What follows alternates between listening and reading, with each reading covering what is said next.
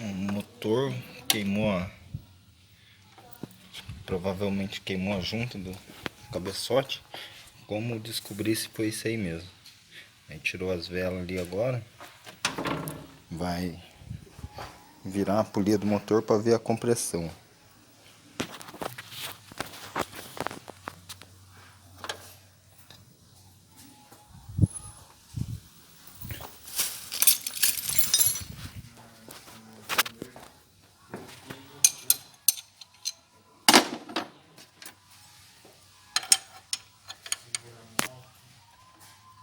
Coloca um dedo na vela.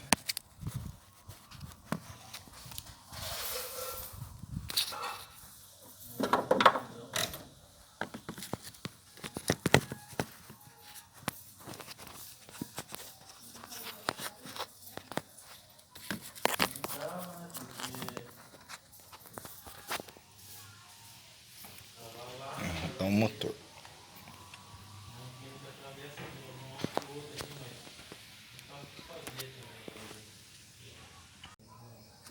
O primeiro cilindro tem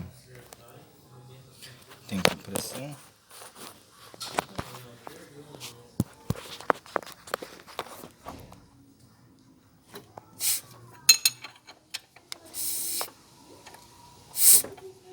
Segundo também.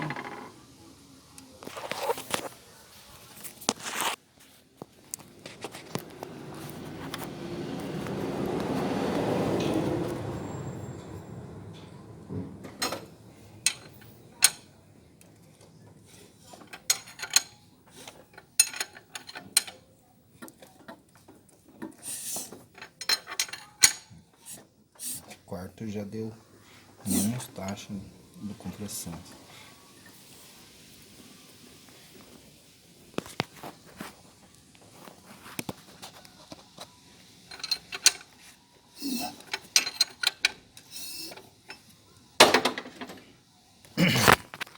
Aí girando a polia,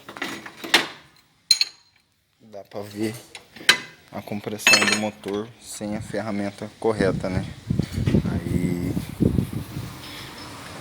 do terceiro pro quarto cilindro provavelmente queimou a junta do cabeçote. Aí eu vou arrancar e comprovar para ver se é isso aí mesmo.